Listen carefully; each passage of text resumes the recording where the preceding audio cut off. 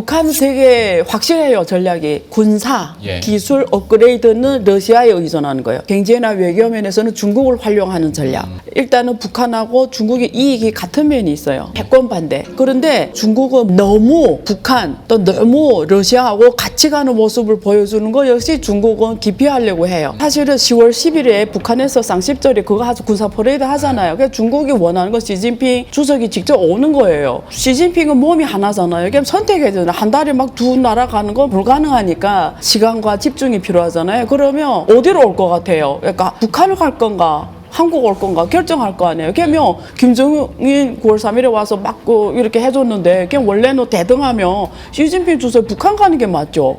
제가 판단했을 때는 북한은 특사단을 보내는데 제일 높은 급으로 보내주고 한국에는 본인이 직접 오는 거거든요. 지금 스탠스가 그렇게 잡힌 걸로 알고 있어요. 그러면 한국에 오는 게 더 중요하다고 판단했을 거 아니에요. 무대 사이즈가 다르잖아요. 그러면 왜 한국에 오냐를 봤을 때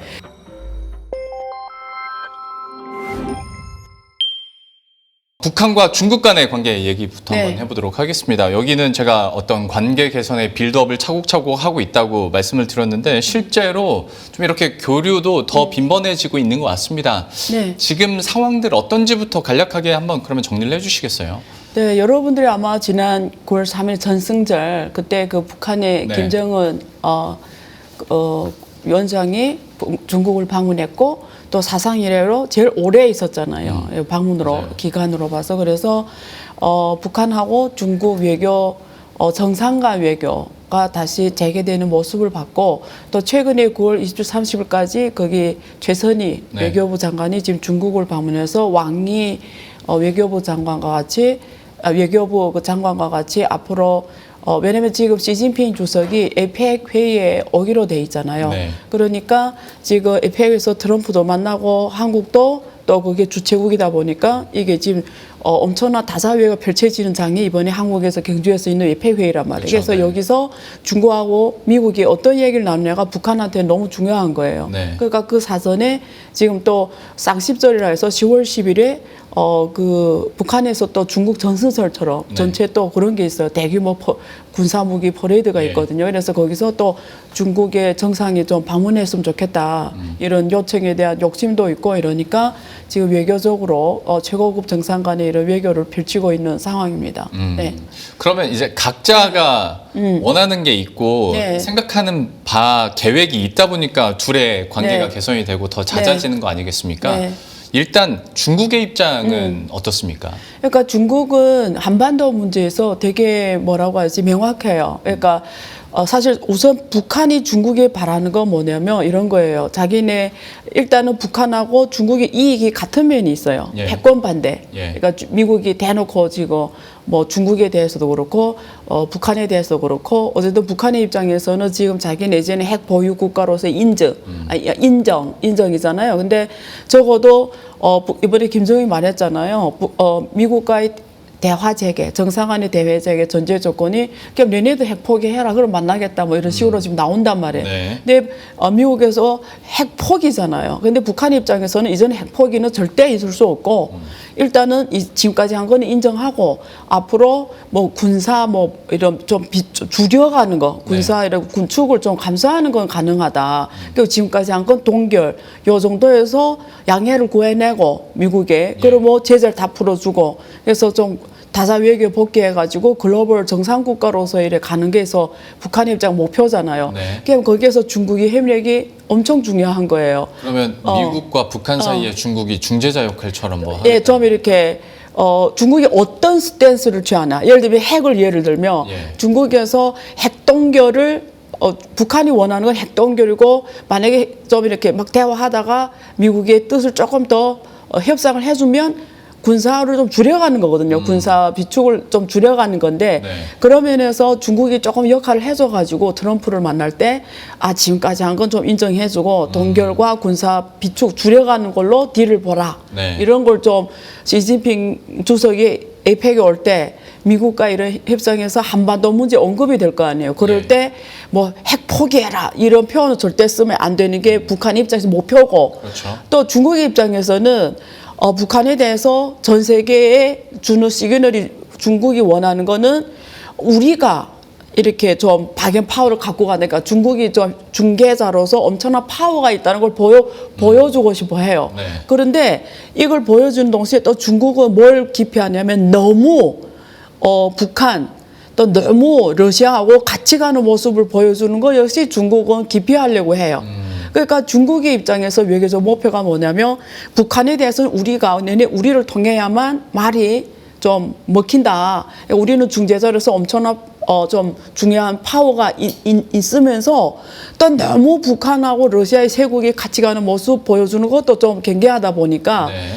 어떻게 보면 좀 애매모호한 태도를 유지하되 지금 미국이 너무 대놓고 중국을 막 이렇게 하니까 북한하고는 패권 그리고 다자주의 막 이런 데서 목소리를 높여가는 이런 쪽으로 이익이 갔다 보니까 좀 그런 면에서 중국의 이런 어떤 협상 파워, 중재자의 역할 강화 이런 거를 보여주려고 하는 건 있는데 네. 너무 북한을 보호하면서 또 중국이 다자 외교에서 너무 따라서 변두리로 가는 거는 기피해야 되는 거예요.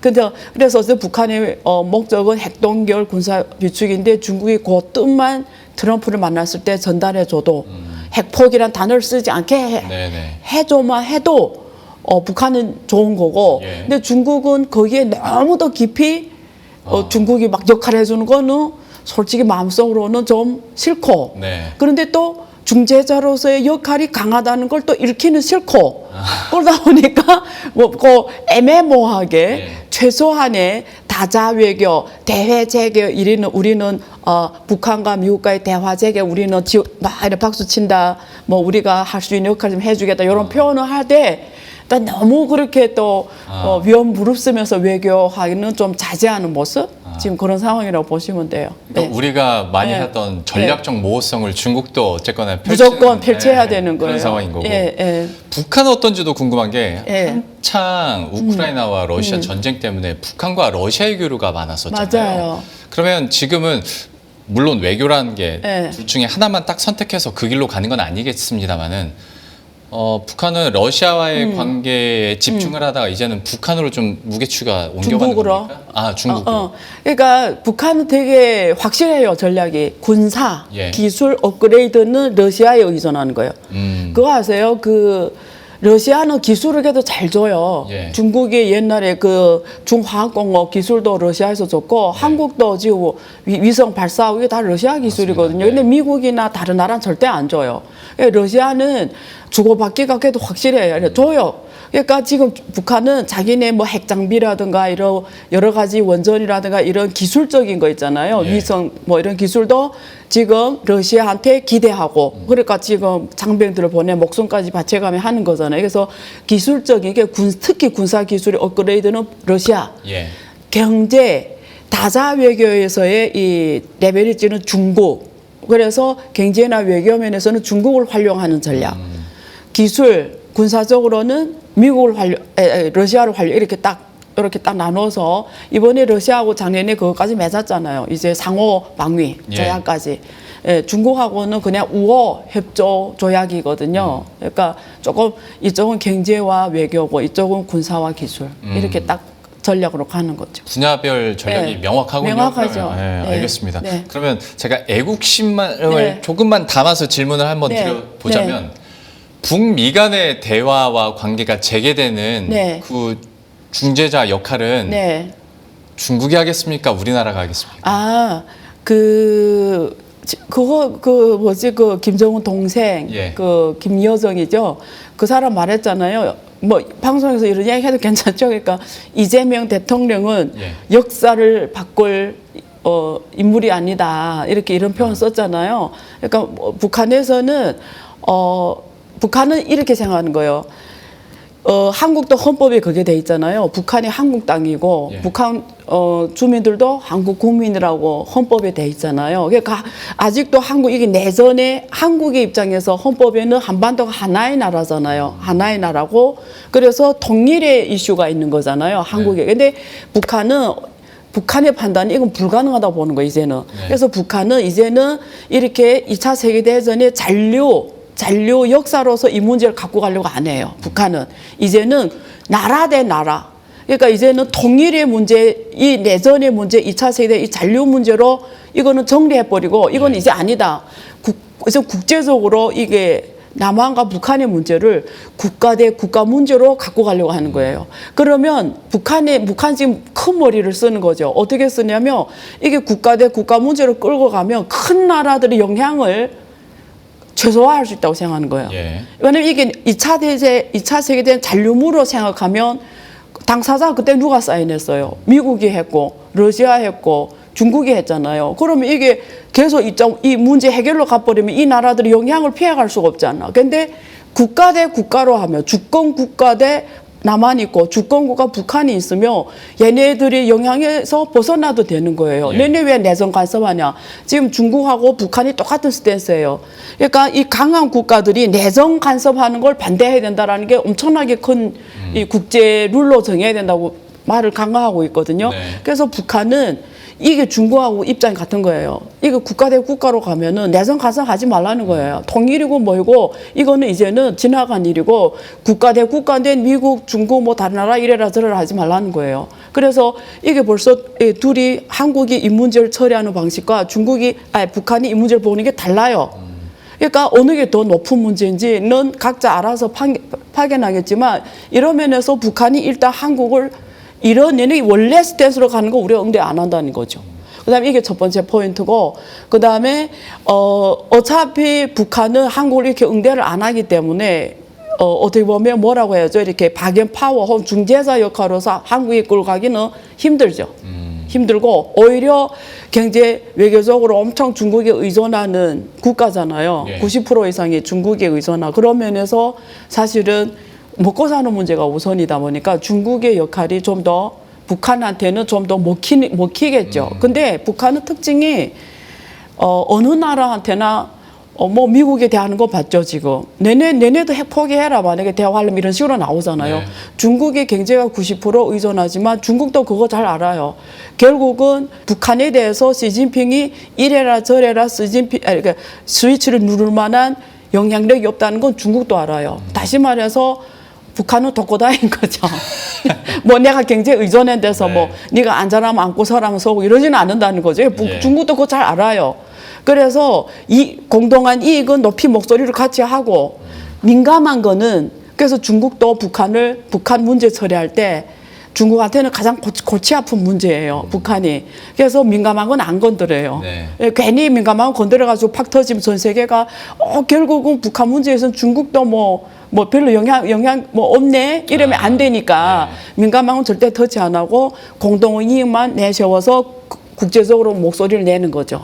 이게 되게 중요한 거예요. 그래서 결국 북한에 대해서 누가 뭐 더 영향력을 구사하냐 이런 거는 한국이 하면 좋겠지만 현실적으로는 둘이 이 문제를 처리하는 방식이 다르기 때문에 어렵지 않을까 그렇게 봐요. 네. 그렇구나. 네. 알겠습니다. 네. 사실 북한과 중국 간의 첫 번째 대화에서 우리가 어느 정도의 역할을 했었기 때문에 이번에도 기대를 하는 마음으로 질문을 드렸는데 또 그때 베트남 때와는 또 다른 상황이 맞아요. 됐고 완전히 다른 상황이 됐죠. 북한은 더 고자세가 돼 있으니 그렇죠. 예, 예. 이건 쉽지 않겠다라는 것도 연재를 네. 해주셨어요. 그렇죠. 예. 그러면 에이펙을 앞두고 미 중간의 정상회담도 앞두고 있지 않습니까? 네. 사실 이거 에이펙 얘기하면서 다른 네. 분들이랑도 얘기했을 때 혹자는 지금 중국이 에이펙 굳이 참석을 안 해도 된다라는 분석도 하셨었는데 중국이요? 네네. 에이펙에 참석 안 해도 된다? 네. 오케이. 굳이 지금 할 필요가 없다. 중국 상황을 봤을 때 그런 의견도 제가 들었었는데 결과적으로는 미국과 이제 중국 정상이 우리나라에서 만나게 됐습니다. 네. 중국의 전략과 미국의 전략 그리고 속내는 뭐라고 생각하십니까? 앞에서 그 질문 듣고 깜짝 놀랐는데 누가 그런 얘기를 했는지는 깜짝 놀랐어요. 제가 왜 중국의 입장에서는 실명을 밝혀드릴 수는 없고. 오케이. 그 깜짝 놀라서 설마 막 이런 느낌인데 지금 중국 그러니까 사실은 10월 10일에 북한에서 쌍십절에 그거 군사 퍼레이드 하잖아요. 그래서 중국이 원하는 건 시진핑 주석이 직접 오는 거예요. 자, 근데 에이펙 회의에서 그냥 시진핑은 몸이 하나잖아요. 그냥 선택해야 되잖아요. 한 달에 막 두 나라 가는 건 불가능하니까 시간과 집중이 필요하잖아요. 그러면 어디로 올 것 같아요? 그러니까 북한을 갈 건가? 한국 올 건가 결정할 거 아니에요. 그러면 이제 그 질문과 연계되는 거예요. 만약 그렇게 생각하면 북한 가지. 왜냐면 김정인 그 사람이 그렇게 9월 3일에 와서 막 이렇게 해줬는데 그냥 원래는 대등하면 시진핑 주석이 북한 가는 게 맞죠. 근데 왜 한국 오겠어요? 그러니까 이게 앞뒤가 그렇게 그럴 논리는 안 통한다는 거지. 그러니까 무슨 말을 하냐면 제가 판단했을 때 북한은 위원장급을 보내고 예. 중국의 쩔러지가 지금 전국인민대표대 위원장이거든요. 한국말하면 전국인민대표대가 국회격이에요. 입법기관이 국회격이거든요.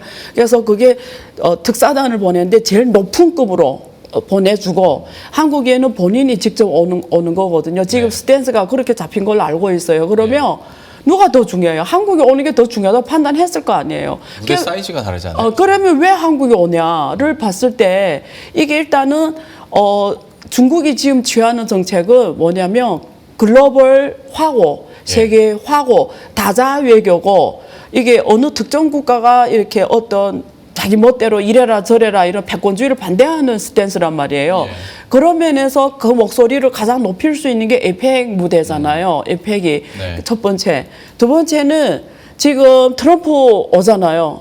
그러면 주석 간의 만남은 사실은 이게 밑에 실무지 만남하고 또 다르거든요. 안 되는 문제도 주석 간에 만나면 되는 거죠. 그렇죠. 대통령 간에 만나면 되는 거죠. 그러니까 와서 지금 3번 정도 생각하는 거잖아요. 이번에 한번 만나고 또 내년 봄에 트럼프가 자기 간다 그러고 또 그다음에 시진핑이 또 방미한다 그러고 그럼 3번 만나는 해서 어쨌든 지금 굉장히 지금 관리해줘야 될 문제들이 많아요. 하나는 무역 관세 무역에서 너무 지금 두 나라가 너무 치고받고 극단으로 가버리면 두 나라가 너무 출일이 심한 거예요. 그렇죠. 그래서 시진핑이 첫 번째 목표는 지금 중국에 대해서 엔티티 그러니까 블랙리스트에 올리고 그다음에 관세를 엄청 때리고 지금 유예해서 11월까지인데 이번에 만나면 또 내년 봄까지 유예하자. 네가 방중할 때까지 이런 게 가능한 거잖아요. 그러면 그 사이에 기업들이 숨통이 트이는 거잖아. 시간을 갖는 거고. 그러면 한국도 좋은 거고. 그래서 그런 면에서 지금 치열하게 싸우는 이게 계속 2번 유예해 왔는데 이번에 더 유예하자. 그것도 이번에 둘이 만나야 이게 되는 거잖아요. 예. 첫째. 그러니까 무역 관세에서 좀 더 유예해서 좀 더 협상하자. 이게 무조건 지금 따내야 되는 거고.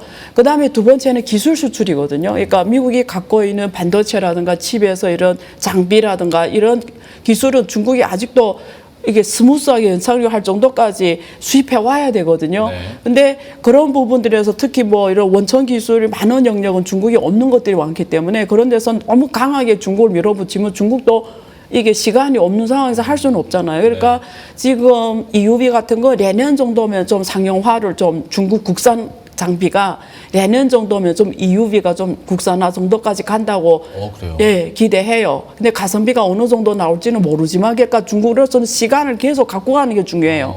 그 전까지는 미국이 너무 타이트하게 밀어붙이면 중국도 기술 수출이나 이런 면에서 결국 중국 기업 다 블랙리스트에 올리면 전 세계 중국하고 무역하지도 못해요. 예. 왜냐면 블랙리스트 올린 기업하고 무역하면 그 나라를 때려버리거든요. 그러니까 그러면 외교 공간도 없어지고 무역 공간도 없어지잖아요. 꼭 뭐 미국 수출하는 문제 아니에요, 이거는. 네. 다른 나라와의 무역도 타격받으니까 그런 것도 지금 기술 수출 문제에서도 또 얘기해서 야, 우리 좀 작작하자. 뭐 이런 거지. 그러니까 중국이 줄 수 있는 건 주겠다. 그중에 중국이 주는 게 3개인 거죠. 하나는 히토류. 우리가 수출 제한을 풀겠다. 그다음에 내내 미국이 투표가 중요하잖아. 민주주의 국가는. 그러니까 내내 대두라든지 농산품을 사주겠다.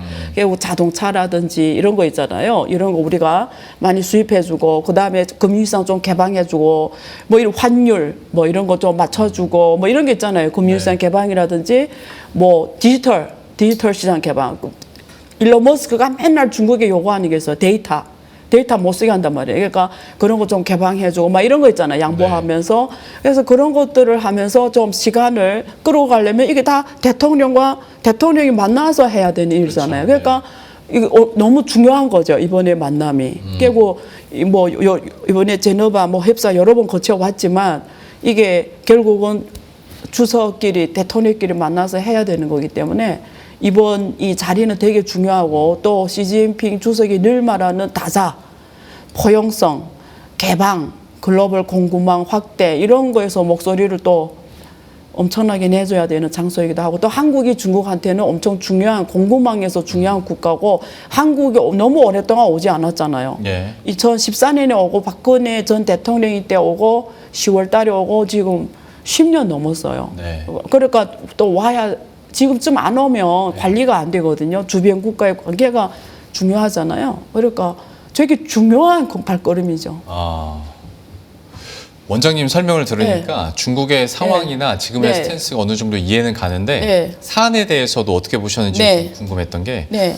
중국이 갑자기 그 WTO 안에서 중국은 여전히 개발도상국인데 맞아요. 중국에서 먼저 우리 개발도상국으로서의 특혜나 지위를 포기하겠다라고 얘기를 했어요. 네. 이게 트럼프가 굉장히 강조를 하고 비판을 했던 부분인데 네. 결국 뭐 결과적으로는 트럼프의 뜻대로 해줬단 말이죠. 네. 이 사안에 대해서는 중국의 스탠스를 좀 어떻게 해석하셨습니까? 그러니까 이게 그 뜻을 이렇게 사람들이 정확하게 캐치해야 되는데 제가 생각했을 때는 중국이 그리는 큰 그림이 뭐냐면 그거예요. 그러니까 지금 에펙에서 만나기로 돼 있잖아요. 예. 그러면 중국은 그 만나기 전에 이게 뭐라고 해야지 서로 간에 분위기를 사전에 좋게 해줘야 되는 외교 제스처 차원에서 한 거예요. 그렇죠. 근데 중국은 지금 목표가 뭐냐면 이제 G2로 성장했고, 네. 근데 중국은 확실하게는 개발도상국이라는 정체성은 잃지 않았어요. 분명히 했어요. 우리는 계속 개발도상국 국가다. 단지 우리는 이제 대국인 건 맞다. 네. 그러니까 큰 나라인 건 맞다. 그런 면에서 우리가 대국으로 해서의 국제적 책임심은 갖고 가겠다. 그러니까 최혜국 대우 이런 건 안 받겠다. 그러니까 무슨 말이냐면 우리는 개발도상국 맞다. 이거 정체성은 미국이 아무리 어째도 우리는 양보할 수 없다. 그래서 계속 개발도상국 위치는 유지하되 네.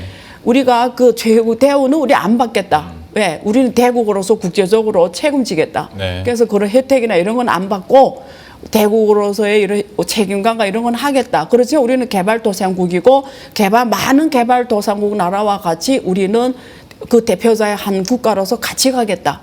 근데 갑자기 여기서 우리 개발도상국이야. 우리는 이미 선진국이야. 이래보면 1대1로라는 게 무슨 개념이냐면 개발도상국하고 같이 가겠다는 뜻이에요. 예. 근데 갑자기 여기서 우리는 선진국이야 이래버리면 완전히 다른 입장이 돼버리는 거잖아요. 그래서 중국의 입장에서는 개발도상국이야. 그렇지만 우리가 그 혜택을 안 받으면 되잖아. 이렇게 된 거예요. 그래서 우리는 계속 글로벌 사우스 국가들이 우리가 상징 국가로서 대표로서 리더십을 가져가겠다. 네. 그래서 이번에 그 중국의 전략은 그거거든요. 그러니까 그런 최후 우대를 우리는 안 가지지만 개발도상국이다. 이거는 맞다. 지금 이렇게 가져간 거거든요. 그래서 개도국 혜택 우리가 SDT라고 하는데 이거는 안 받겠다. 그래서 트럼프와 만나기 전에 스스로 먼저 이런 어떤 제스처를 보여주면서 트럼프는 국내용으로 봐라. 중국이 내 말 이렇게 해서 굴복이 했다. 이런 정치적 뭐 이런 거 립으로 네. 쓸 수 있잖아요. 네. 그런 제일 공간을 좋아하는 거죠. 그런 공간을 준 거죠. 네. 중국이 무슨 뜻인지 알겠죠. 그러면서 네. 실제 만날 때는 많은 협상을 좀 잘 떼내자. 외교적 제스처라고 보는 게 맞죠. 네. 그러면 같은 결에서 네. 틱톡 건도 있잖아요. 네. 틱톡이 트럼프 입장에서도 항상 골칫거리였는데 네. 미국 사업권을 결국 미국 기업이 인수하도록 했지 않습니까? 네, 네. 그것도 중국 입장에서는 양보를 한 건데 네. 같은 결에서 우리가 보면 되겠습니까? 그래서 맞아요. 근데 중국도 알아요. 이 틱톡이 결국은 중국의 이 틱톡이 걸리는 게 뭐냐면 여기 데이터와 알고리즘이잖아요. 그렇죠. 근데 미국에서 계속 중국 틱톡을 공격하는 게 미국 사람들의 정보가 다 중국으로 들어간다는 거예요. 그리고 또 중국이 그 애플 기업 있잖아요. 네. 애플 중국에서 많이 팔잖아요. 애플 디바이스나 네. 그리고 제조도 다 중국에서 하고.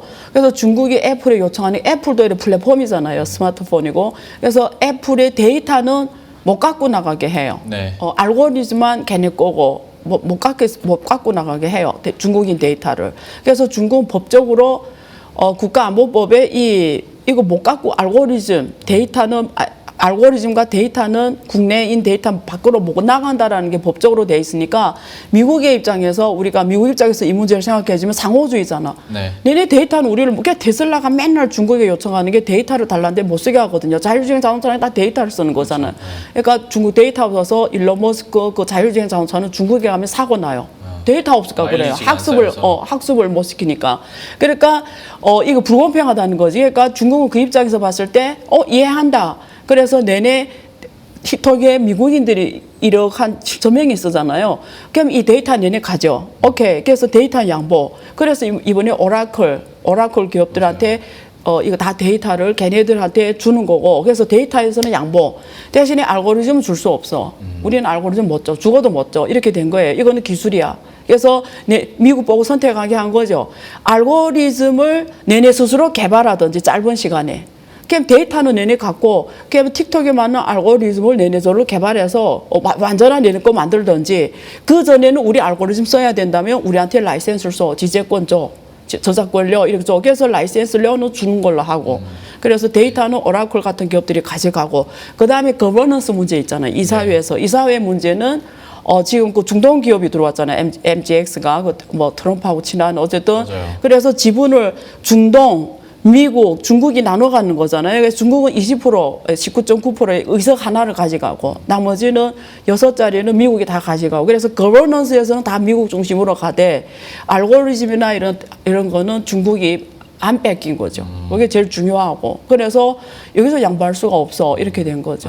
예. 지킬 건 지키고 그렇죠. 양보하는 건 정상회담 전에 확실히 그렇죠. 양보하고 그렇죠. 그래서 만날 때 네. 그러면 트럼프가 한국 오기 전에 엄청 봐라. 우리 다 양보 따냈어. 내가 중국 상대로 이렇게 따냈어. 이러면 자기도 이렇게 좀 연착륙이 되잖아요. 그래 오면 그렇죠. 또 대화하기가 편해지죠. 그러면 이제 네. 여기서 약간 저는 머릿속에 약간 이질감이 예. 드는 게 예. 중국 측에서 이렇게 물론 취할 것도 취했지만 양보할 거는 통 크게 양보를 했고 트럼프의 기분도 좋게 했는데 그렇다면 이렇게 만났을 때 뭔가 미중 협상에서 이득을 얻기 위한 거 아닐까라는 단순하게 생각이 드는데 또 앞에서 원장님 설명을 듣다 보면 결국에는 미중 협상도 계속 또 연기될 가능성이 높다라고 하셨거든요. 그러면 두 사람이 만났을 때 중국은 뭘 원해서 이렇게 양보를 하게 되는 걸까요? 일단은 가장 중요한 건 첫 번째 중국이 목표는 첫 번째 대만이에요. 대만. 왜냐면 지금 미국이나 다른 나라들이 대만 문제에 취하는 제스처가 애매모호해요. 그러니까 미국이 지금까지 취한 제스처는 그러니까 하나의 그러니까 글로벌적으로 세계적으로 중국을 대표하는 건 중국이다. 예.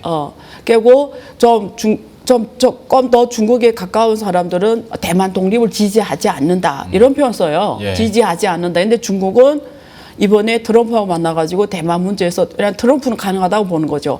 대만 독립을 반대한다. 반대라는 단어를 끌어내려고 하는 거예요.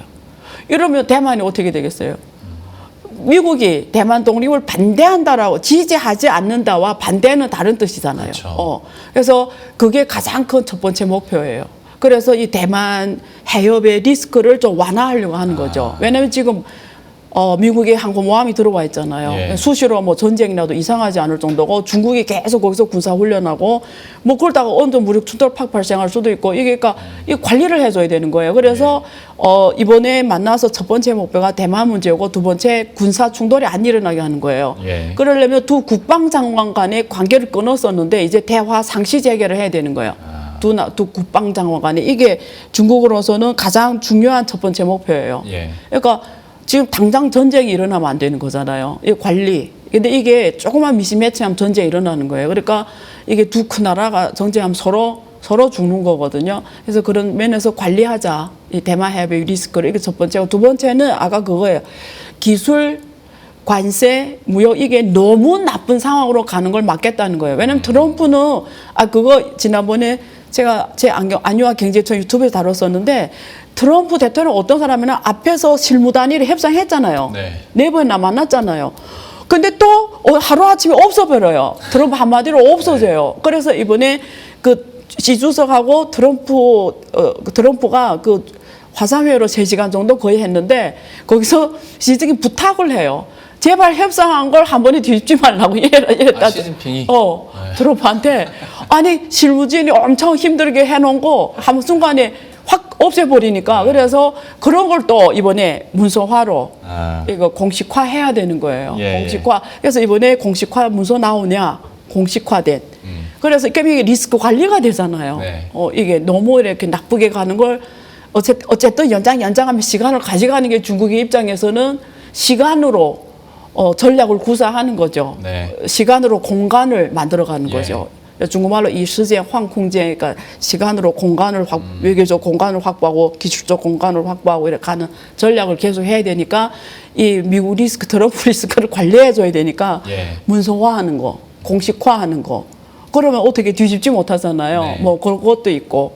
그래서 그런 면도 있고, 그리고 또 여러 가지 협력하는 분야에서 최대한 끌어내려고 해요. 그러니까 미국하고 같이 가는 게 많을수록 충돌이 적어질 거 아니에요. 중국이 네. 원하는 거는 기후변화 문제라든지 글로벌 이런 스탠다드 이런 문제에 있어서 AI 표준을 만들고 이런 문제에서 미국하고 중국이 좀 같이 가는 모습을 글로벌 보여주는 게 중국 입장에서는 지금 되게 중요한 거예요. 아, 우리는 미국하고 이렇게 아직도 많이 같이 한다라는 게 다른 나라들한테 부담을 줄여주는 거죠. 예. 특히 한국한테도. 둘이 완전 이렇게 가는 거랑 그래도 둘이 협력할 건 하고 뭐 싸울 건 싸우고 이러면 한국 입장에서 부담이 덜하잖아. 근데 둘이 완전히 안 노는데 한국이 중국하고 뭐 하려면 얼마나 부담스러워요. 네. 그런 중국도 그거 안다만 해서 많은 제3국이 제3세계에 있는 국가들이 너무 두 나라 관계가 나빠지면 뭐 하고 했다도 공간이 없어져 버리니까 그런 것도 이번 둘이 만나면서 좀 보여줄 필요는 있죠. 원장님 그 다음 질문으로 넘어가기 전에 그냥 엉뚱한 생각이 들어서 아니면 아니라고 하셔도 됩니다. 네, 네. 이렇게 유화적인 제스처를 취할 때 중국 내에 어쨌거나 강경파도 있을 거지 그렇죠, 않습니까? 그렇죠. 그 네. 안에서 정치적인 어떤 부침이나 스트러글링은 없습니까? 당연히 이게 기업 해본 분들은 알아요. 이게 요만한 기업 운영하는 것도 되게 힘들거든요. 그렇죠. 사실은 네. 요만 콧구멍한 가게 운영하는데 얼마나 힘든데요. 하물며 14억 중고 그러게요. 이런 나라의 정치를 한다라는 거는 그 자체가 기적이에요. 그리고 31개 성씨가 있잖아요. 본토에. 그럼 성별로 다 다르고 민족이 56개 민족이고 저렇게 가는 자체가 기적이에요. 사실은. 예. 그러면 그 안에 베리별 생각하는 사람이 있겠죠. 대만이 지금 2천 좀 넘는 인구인데 지금 대만의 의회를 보세요. 민주주의잖아요. 네. 대만은. 그 의회 싸우는 거 보세요. 뭐 난리. 근데 이게 14억 인구가 아무리 공산당 일당 독재로 간다고 해도 그 안에서 생각이 다른 사람이 얼마나 많겠어요. 그 안에 이해관계를 다 조율하면서 가는 자체가 예. 사실 기적이거든요. 네. 그런 면에서 당연히 그 안에서 강경파, 우리는 미국 저렇게 나오는데 우리는 전쟁 불사해야 된다. 이런 사람 엄청 많아요. 그리고 또 개혁파, 뭐지만 대부분 미국에서 유학한 사람들, 네. 중국 가서 중요한 자리에 있는 사람들 있잖아요. 류허 이런 사람들이 다 사실은 되게 좀 온건파죠. 그러니까 그래도 우리는 미국하고 관계를 잘하면서 가야 된다. 이런 온건파. 치열하게 싸우는 거죠. 이제 우리는 우리 실력으로 미국 이길 수 있어. 강하게 가야 돼. 이런 파와 아니야. 개방파들은 우리 계속 외부 관계, 외부 질서가 필요해. 이래 막 치열하게 안에서 얼마나 큰 있겠어요. 네. 그 누가 그 마음을 알겠어요.